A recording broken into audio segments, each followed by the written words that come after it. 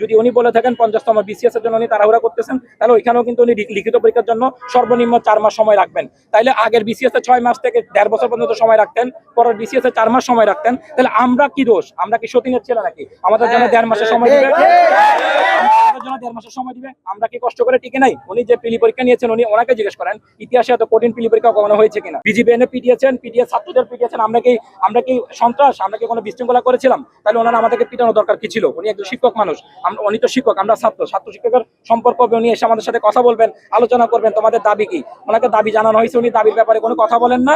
উনি সবসময় বলেন কোনো কিছু রাখা হবে না, যেটা বলছি ওইটাই, তোমরা যা ইচ্ছা করো, আন্দোলন করো, সমস্যা নেই। তো আমরা এই জন্য আমরা আন্দোলন রেখেছি, কারণ আন্দোলন না করার আমাদের কোনো উপায় নেই। আমরা কেউ আন্দোলন করার মতো ছেলে ছিলাম না, আমরা কেউ রাজনীতি করি না, পিকেটিং করি না। আপনারা অবশ্যই জানান বিসিএস এর পাশ করার জন্য, প্রিলিমিনারি পাশ করার জন্য একটা ছেলেকে কতদিন ধরে পরিশ্রম করতে। আমি ব্যক্তিগতভাবে 2 বছর ধরে এই লাইনে পড়াশোনা করতেছি, একদম সম্পূর্ণ বেকার হয়ে, সম্পূর্ণ মনোযোগ দিয়ে। তো আমরা কেউ আসলে উচ্ছৃঙ্খল ছেলে না।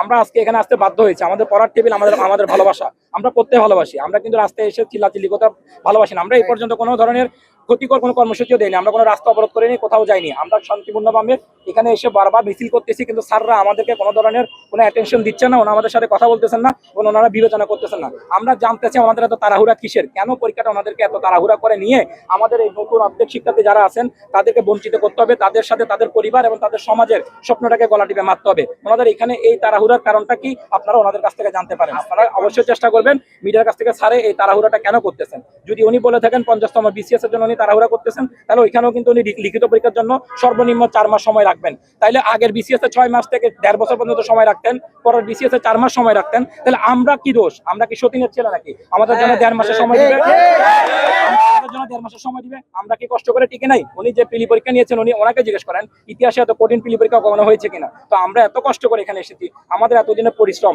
আমরা এই বিবাহ করার বয়স, আমাদের চাকরি করার বয়স, কিন্তু আমরা বেকার, ব্যবসা করার বয়স। আমরা বেকার থেকে আমরা দেশকে সার্ভিস দেওয়ার জন্য সর্বোচ্চ জায়গা থেকে আমরা এই পরীক্ষাটার পেছনে পড়ে আছি অনেকদিন ধরে। 2 থেকে 3 বছর একজন এখানে ইফোর্ট দিচ্ছি। এখানে অনেকজন আছে 4 বছর পরীক্ষা দিয়ে একবার পাস করছে। তাহলে একটা ছেলে যদি 4-5 বছর ধরে ট্রাই করে একবার পাস করে, তারপর তাকে সিস্টেমেটিক ভাবে বঞ্চিত করা হয়, তাকে এখান থেকে গলা ধাক্কা দিয়ে বের করে দেওয়া হয়, তাহলে তার সাথে কি হলো? জুলুম হলো না? রাষ্ট্রকে ন্যায্যতার ভিত্তিতে চলে নাকি স্বৈরাচারের আচরণের ভিত্তিতে চলে? আমরা এটা জানতে চাই জাতির কাছে।